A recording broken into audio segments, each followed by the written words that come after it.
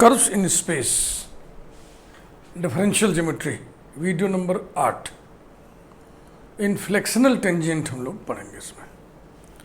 Inflectional tangent एक line है जो गिवन सरफेस के साथ 3 पॉइंट कांटेक्ट रखे।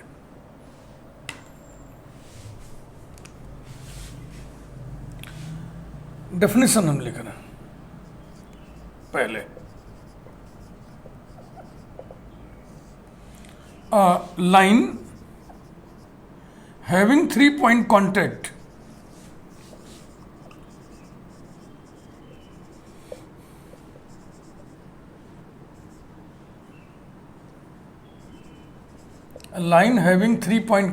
with a surface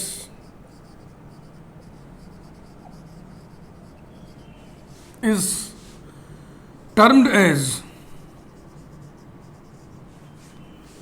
an inflectional tangent. Inflectional tangent to the surface.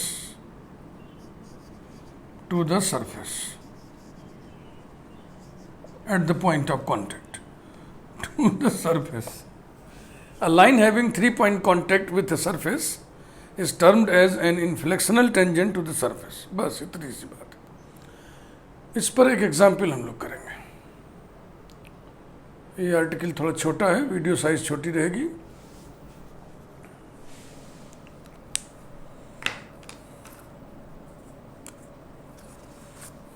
Example,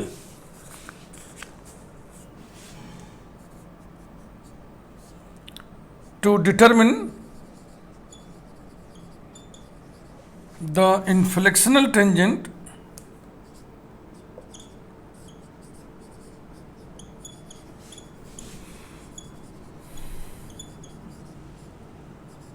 on the surface or to the surface on the surface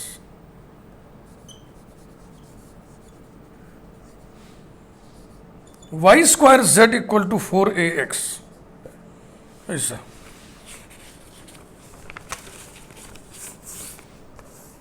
अब 3 point contact रखने वाली line हमको चाहिए इस सरफेस पर। स्टार्ट लेते हैं। Capital F of X Y Z, ये नोटेशन हम ले रहे हैं Y square Z minus 4ax के लिए इक्वल्स टू 0 लिख दिए तो इक्वेशन बन गया capital F of X Y Z equal to 0। ये हो गया गिवन सरफेस। पॉइंट का आता पता नहीं है किस पॉइंट पर हमें इनफ्लेक्शनल टेंजेंट निकालना है, तो हम एक पॉइंट ले लेते हैं सरफेस पर, ऐसे ही जनरल पॉइंट, और उसी पर निकाल दे रहे हैं। Let x1 y1 z1 be a point on this surface, then y1 square z1 minus 4ax1 equals to 0। Number 2, ये रिजल्ट हम कहीं नोट कर ले रहे हैं। y1 square z1 minus 4ax1 equals to 0। अब x1 y1 z1 से होकर जाने वाली लाइन का इक्वेशन लिखिए और फिर उसको इनफ्लेक्शनल टेंजेंट में कन्वर्ट करिए।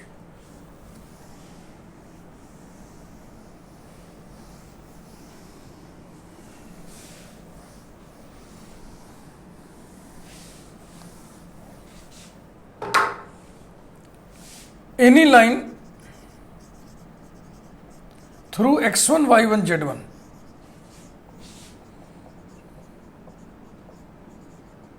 is x minus x1 upon L equal to y minus y1 upon m equal to z minus z1 upon n। ये डिसीज फॉर्म में है, symmetrical form indices.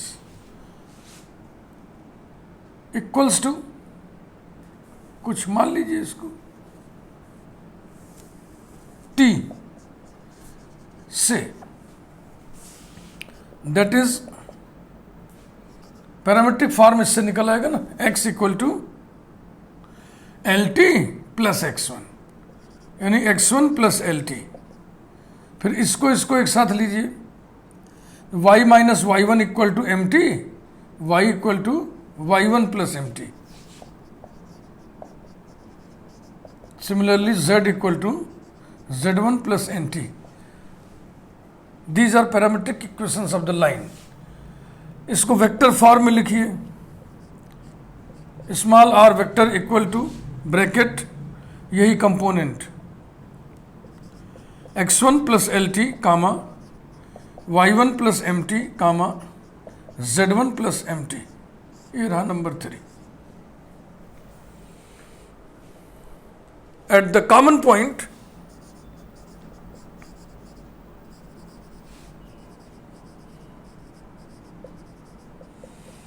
t, capital F of X Y Z अब capital F of T बन जाएगा, T का function हो जाएगा ना। एक्स वाई जेड की ये वैल्यूज टी के रूप में है, रखोगे तो टी का फंक्शन बन जाएगा। तो एफ ऑफ टी मिटा दिया हमने, हमें चाहिए यही तो था ना, Y square Z minus 4ax equal to 0, number 1।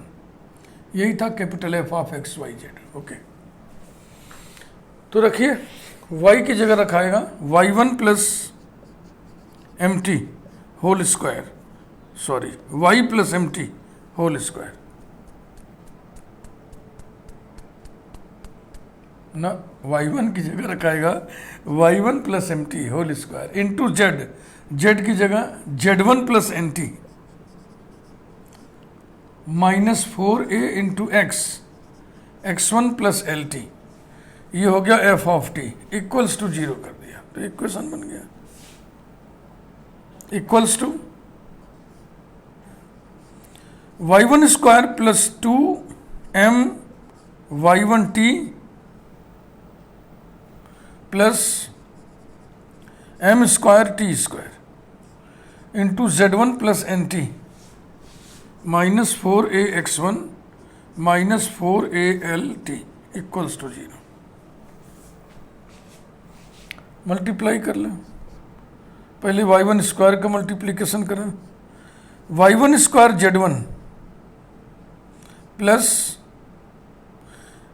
n y1 square t, अब दूसरे को उठाइए, plus 2m y1 z1 t plus 2mn y1 t square, फिर इसको उठाइए, plus m square z1 t square plus m square n t cube minus 4ax1 minus 4alt equals to 0। Multiplication किया है, इसमें कुछ समझना समझाना क्या है। ये देखो पैकेट कहीं होगा, इसकी जगह 0 कर देना है। y1 square z1 minus 4ax1, ये रहा,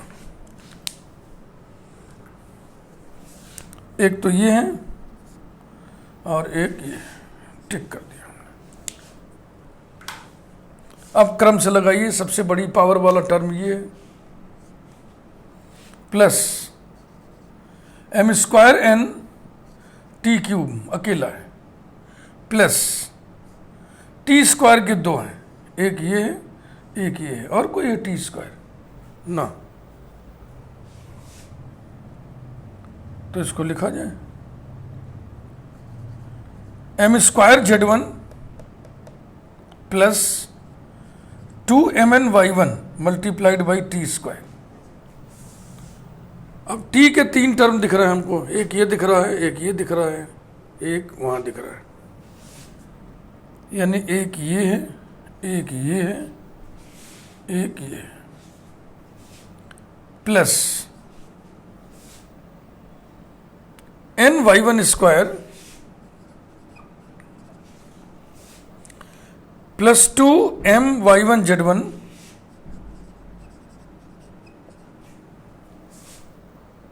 और कहाँ है भाई, -4al multiplied by T plus pure constant,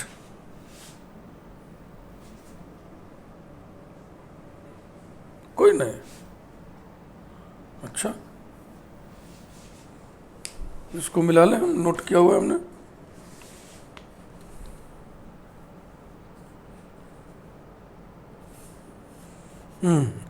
M square N T cube M square Z1 2mn/y1 n/y1 square, कुछ तो छूट रहा है बाबू कहीं,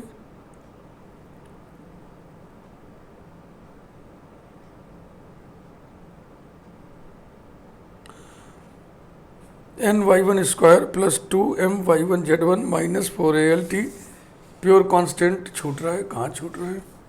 अच्छा यही था, यही था, ये तो हम पहले ही लिख चुके हैं, उत्तरे की इसकी जगह जीरो कर दें, ये हो गया equals to M square N T cube plus M square Z1 plus 2mn/y1 multiplied by T square plus n/y1 square plus 2m/y1 Z1 minus 4al multiplied by T. इसकी नंबरिंग कर दें या ना करें, इसकी नंबरिंग की क्या ज़रूरत है, फिलहाल यहाँ लिख दें हम बाई 2। अब डेरिवेटिव्स निकाल लें, 3 पॉइंट कॉन्टैक्ट है तो थर्ड ऑर्डर डेरिवेटिव तक निकालना पड़ेगा आपको।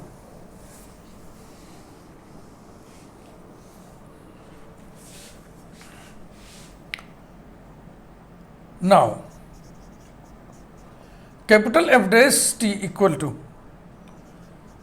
3m square N T square plus 2 into m square Z1 plus 2mn/y1 multiplied by T, और इसका हो जाएगा plus n/y1 square plus 2m/y1 Z1 minus 4al F double dash of T equal to 6m square N T plus twice m square Z1 plus 2mn/y1 F triple dash T equal to 6m square N. अब common point x1 y1 z1, surface पर आप x1 y1 z1 लिए थे, उसी पर हमें 3 point contact की चर्चा करनी है। Eight x1 y1 z1 t कितना होगा ये हम निकालने जा रहे हैं। x equal to x1, y equal to y1, z equal to z1, that is t के रूप में x कितना था, x1 plus L T equal to x1, y कितना था, y1 plus M T equals to y1, z कितना था, z1 plus N T equals to z1। पहले में x1, दूसरे में y1, तीसरे में z1 कैंसिल हो जाएगा, L T equal to 0, M T equal to 0, N T equal to 0। तीनों का कॉमन सोल्यूशन क्या निकलता हुआ दिख रहा है, t इक्वल टू 0, यानी x1 y1 z1 पर t equal to 0, x1 y1 z1 पर ये डेरिवेटिव्स निकालने हैं, यानी कि t इक्वल टू 0 पर ये डेरिवेटिव्स निकालने हैं। Therefore f dash 0 equals to t बराबर 0 रखिए, इसमें ये खत्म, ये खत्म, यही बचेगा, n/y1 square plus 2m/y1 z1 minus 4al f double dash 0 equal to ये खत्म, ये बचेगा, twice m square z1 plus 2mn/y1 और f ट्रिपल डैश 0, इसमें t है ही नहीं तो इंडिपेंडेंट ऑफ t है, तो 6m square n as it is, यही बचेगा।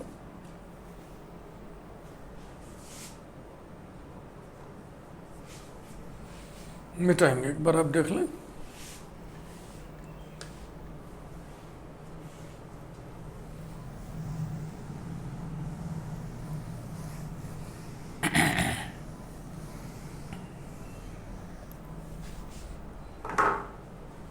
Since the line,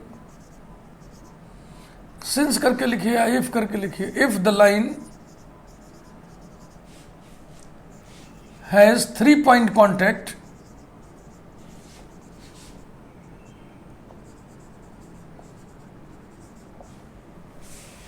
with the surface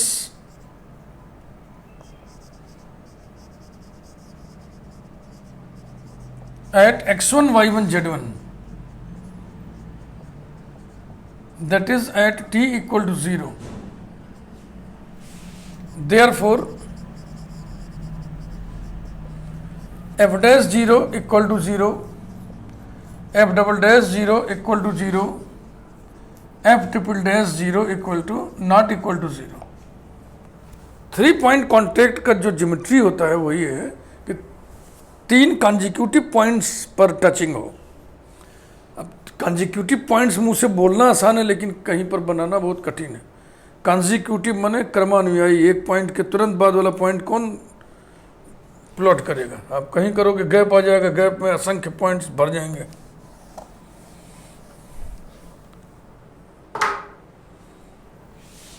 that is ले, ये सब डेटा भी लिखा था, मिटा दिए। चलो हम लिखे हुए हैं, यहां से देख ले रहे हैं।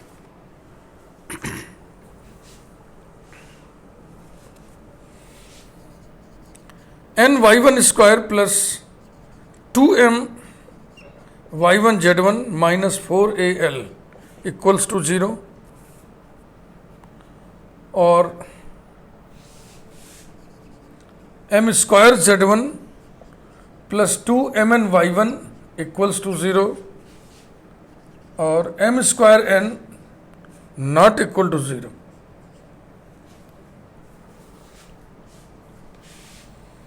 implies that, पहला जो कहते हो, N Y one square plus 2m y1 z1 minus 4al equal to 0।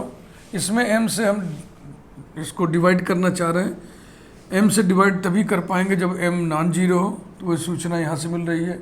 ना तो m जीरो है ना तो n जीरो है, यानी m भी नॉन जीरो है, n भी नॉन जीरो है, क्योंकि दोनों का प्रोडक्ट नॉन जीरो है। m से डिवाइड कर दिया, m z1 plus 2n y1 equals to 0, m not equal to 0, n not equal to 0, number 4।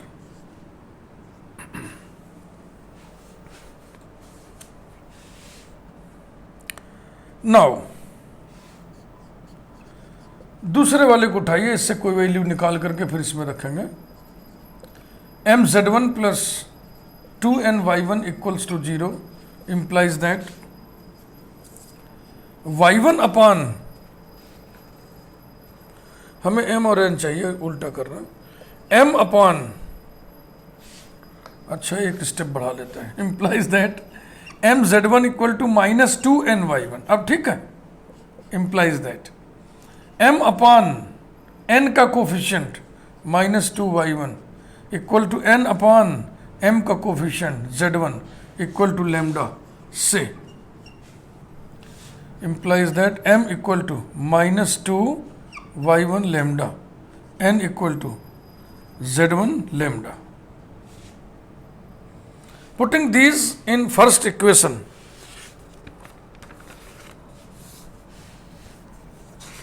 putting these in, हाँ इसकी जरूरत पड़ेगी हमें, इससे नंबरिंग करना 5।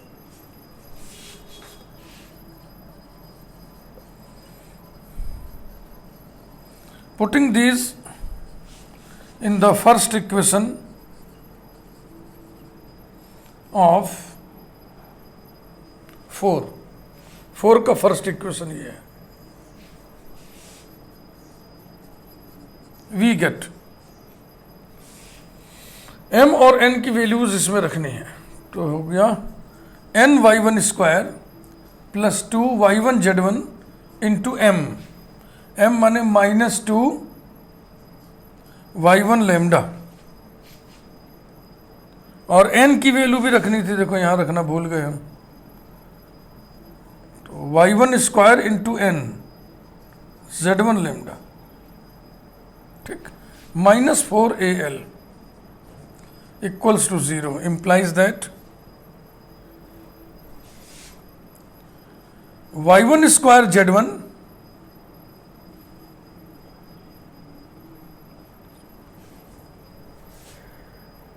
y1 स्क्वायर z1, ठीक है, lambda -4 y1 square z1 lambda -4al equal to 0 implies that -3 y1 square z1 lambda equals to कर देना, equals to 4al implies that -3 lambda into y1 square z1 की value 4ax1 equal to 4al, यहां लिखिए by 2। बस अब इनकी जरूरत खत्म।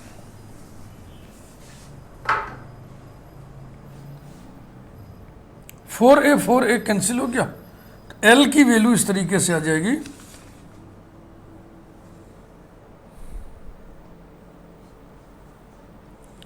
L upon -3x1 equals to L upon -3x1 equal to lambda. ये रहा नंबर 6। तो 5 और 6 को कनेक्ट करिए, लेमडा के सब मानों को बराबर करिए, तो हमें जो है लाइन के डीआरस मिलने जा रहे हैं।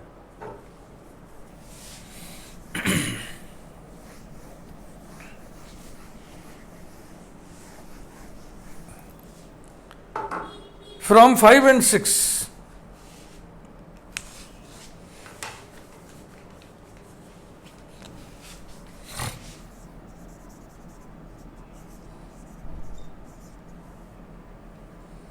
L upon -3x1 equals to m upon -2y1 equals to n upon z1। हो गया। माइनस से नीचे गुणा कर दें तो अच्छा लगेगा, दैट इज दो निगेटिव ढूंढना ठीक नहीं करेंगे तो कोई दिक्कत नहीं होगी। L upon 3x1 equals to m upon 2y1 equal to n upon -z1। जो आप लाइन लिए थे, लाइन के इक्वेशन, उसमें लाइन के डीसीज आप लिए थे ना, LMN, ये डायरेक्शन कोसाइंस है। अगर LMN डायरेक्शन कोसाइंस हो और L upon A equal to M upon B equal to N upon C लिखा हो, तो ये ABC क्या होते हैं? ये DRs होते हैं, डायरेक्शन रेशियोज। तो direction ratios of the line आपको प्राप्त हो गया, implies that 3x1 comma 2y1 comma -z1 are direction ratios of the line.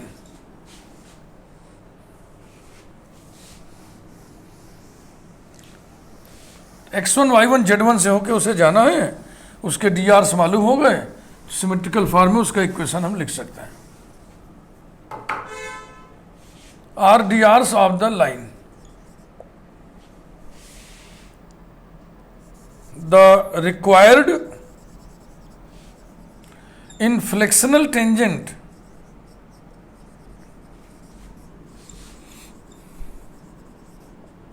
is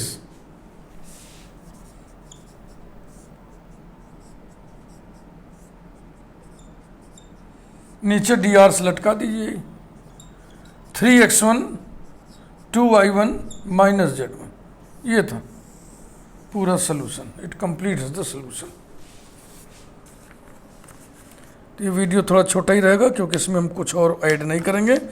इसके बाद हम अब अगले वीडियो में आपको पढ़ाएंगे ऑस्कुलेटिंग प्लेन, जिसका काम एक वीडियो से ज़्यादा होगा। Osculating plane, one of the most important article of this portion of this playlist. Okay, thank you.